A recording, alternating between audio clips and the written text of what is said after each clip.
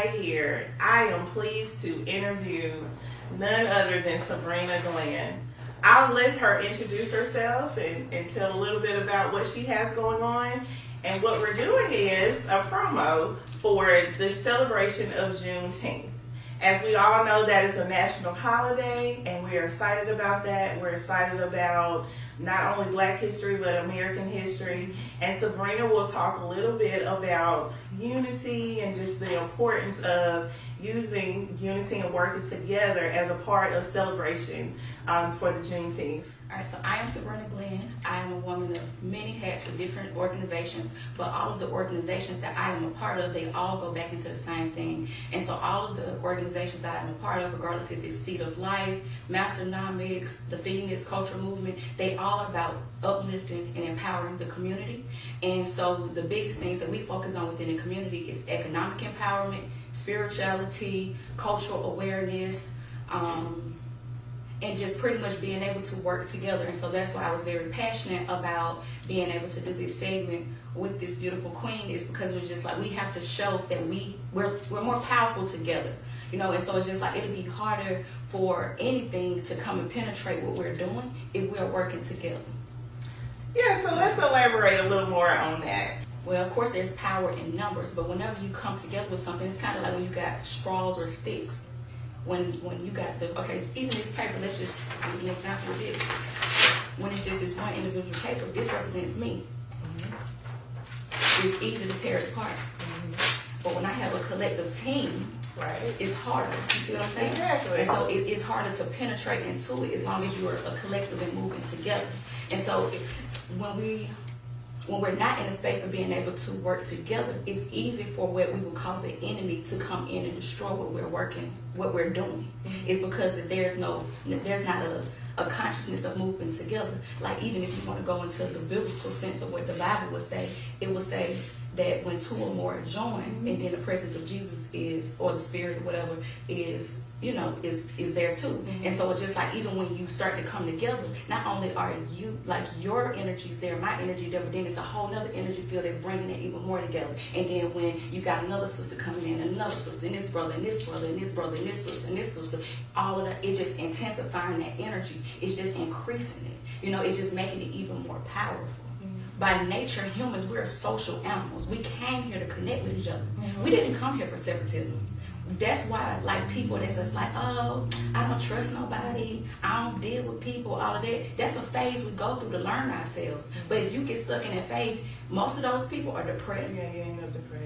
They have anxiety attacks. Every time they do be around other humans, they can't handle the energy because they don't know how to function in it. And so then they get anxiety every time they're around people and all of that. And it's because that we forgot the main purpose of why we came here. We didn't come here for that. We came here to be a collective because nothing can exist outside of God. Everything is just an expression of God itself.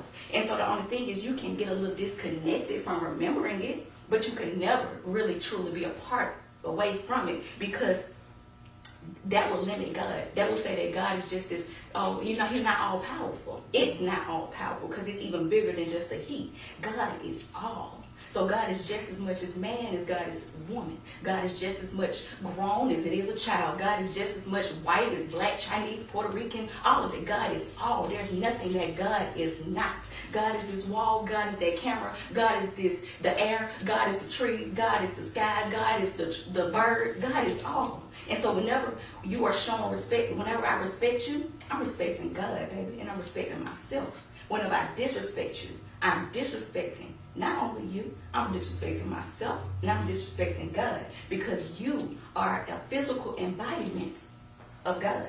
And so whenever we're not working together, we're not utilizing our God essence to the best of the ability that we can. You know what I mean? Like, do it make sense, kind of? Yeah, and we can't accomplish nothing by ourselves. Nothing. Absolutely nothing. Even if you stay at home inside by yourself, there's still someone that's in control of water. There's still someone that's in control of your lights being turned on. People that work at Alabama Power, those type of things. There's still people that are growing. Mm-hmm. We have farmers that grow food. Mm-hmm. Unless you're growing your own food, but are you making your own seeds? So there's still people that are selling the seeds. Mm-hmm. So everything that you need in life we do have to work together. And I hate the myth of self-made millionaires. It gets on my nerves. Nobody is self-made. It's impossible to become a millionaire, to become mega rich, mega wealthy without working as a team. If you don't know how to collaborate, if you don't know how to work with people, you're never going to be successful in anything. Because money,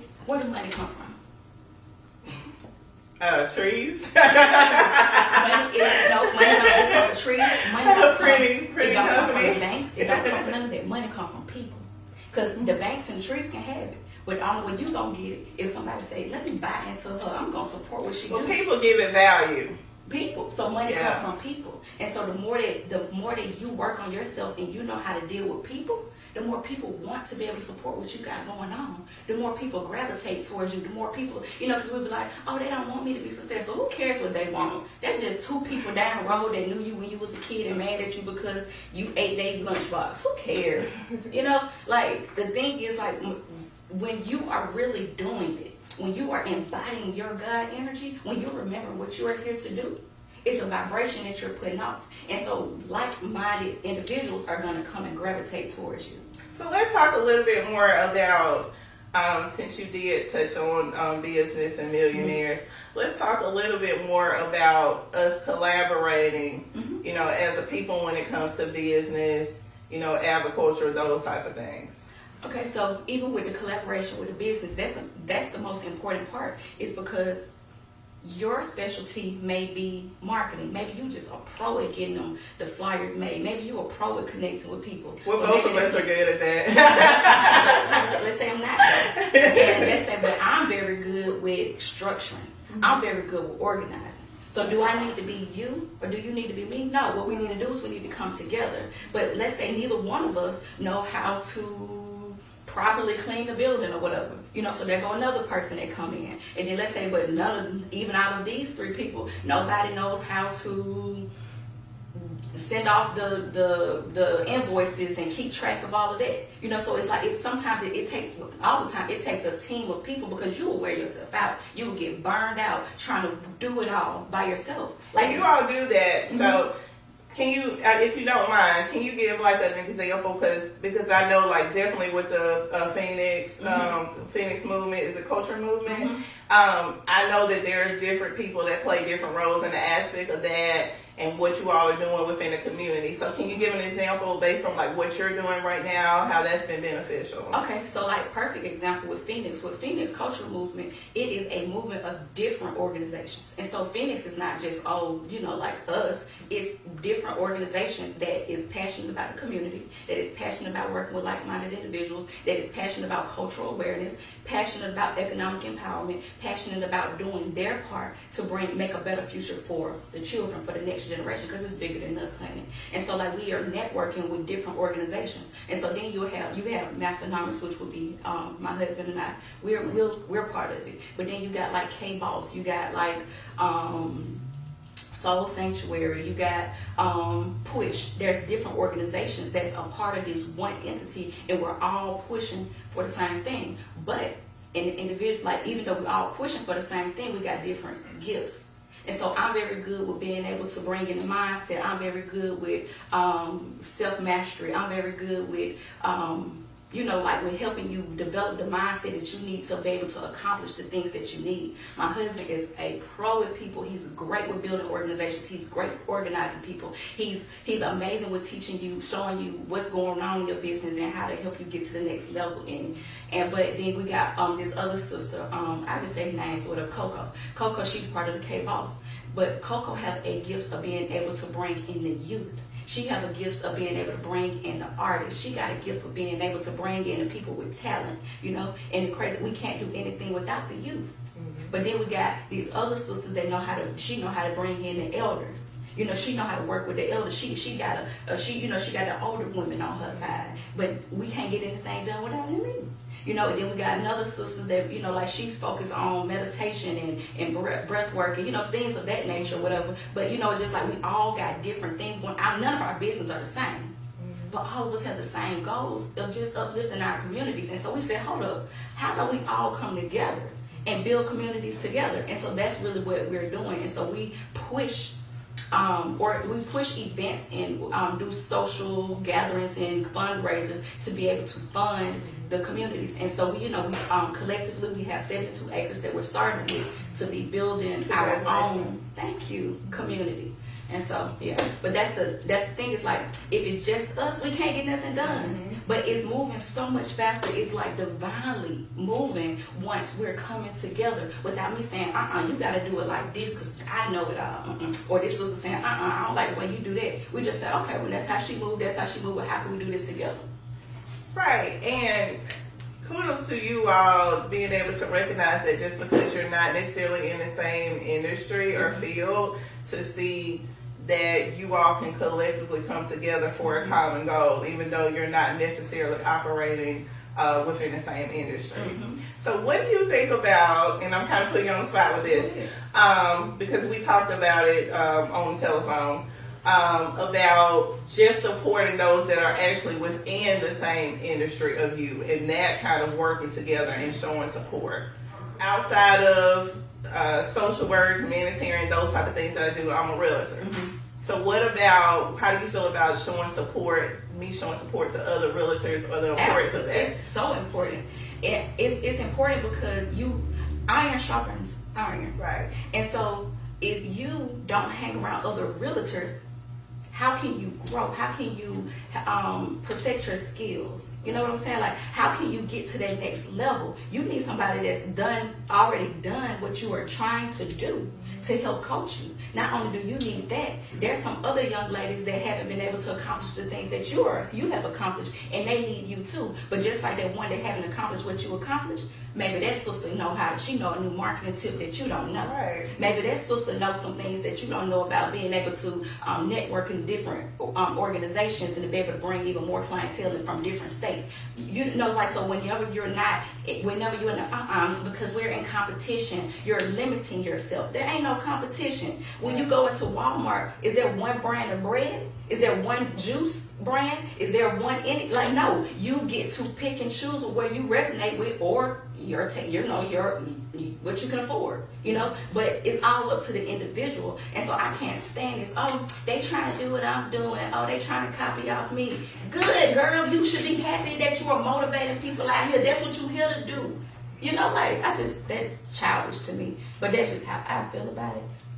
Yeah, so we did talk about outside of the interview, before, about us just being supportive of one another, and the importance of working together, even if we are in the same industry and we service the same clients. I think it's more powerful that way. That's my opinion. Everybody can't handle it. Some people are so insecure they got to go do their own shadow work and heal from things that they get intimidated. Like, there's some women, they're beautiful, gorgeous, but they always intimidated when another beautiful woman come in the room. It makes them uncomfortable. Then they got to find a problem with everybody. Then they got to go sneak and tell this little lie about you or that. But that shows the little girl within them, or the little boy within them. Whatever, man, woman, because men can do it too sometimes. But I just feel like when you know who you are, when you remember that you are one with source energy, and source energy is one with you, and everybody else is just as much as source energy, then you feel like, what's for me is for me. You are awesome. You are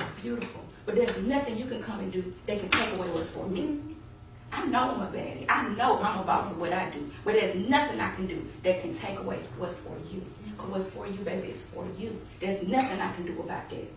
I could try to come and handle it a little bit. The only thing they're doing is exposing the little childish little girl in me. You know what I'm saying? So it's just like, I just feel like if you are in a place in your life that you don't know how to work with people, it's time to grow up. Don't try to fight me for it. It's just true. Go do your shadow work. Grow up. It's time for us to put our big girl panties on, or big boy panties on, whatever, however you want to say it. And we got to get to it and I'm passionate about this because we're at war.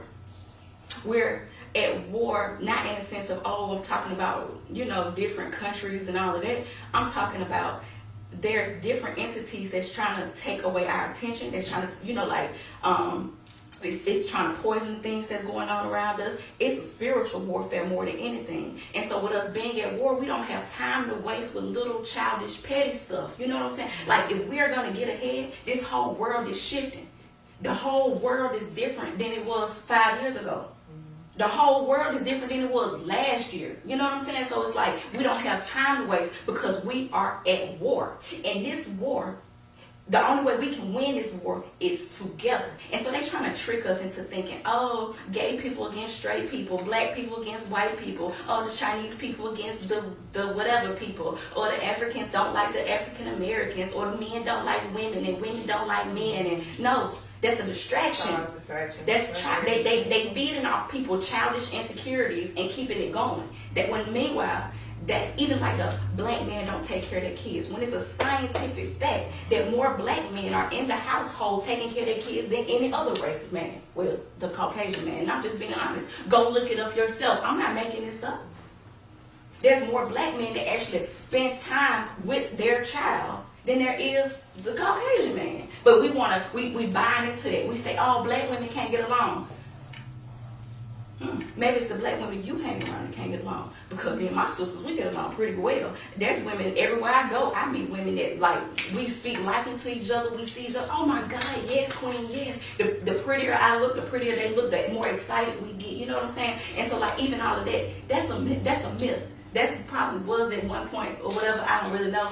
But as of today, yes, I'm not going to say it don't exist because it do, but it exists mainly in certain areas. You know what I'm saying? It exists in projects. It exists in low income areas because it's all an experiment. It was done intentionally.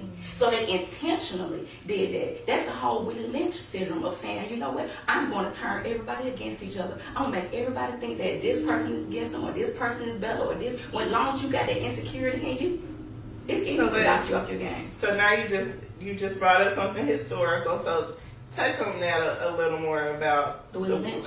With the Willie Lynch, with the Willie Lynch letter was all about separatism, and it worked so freaking great.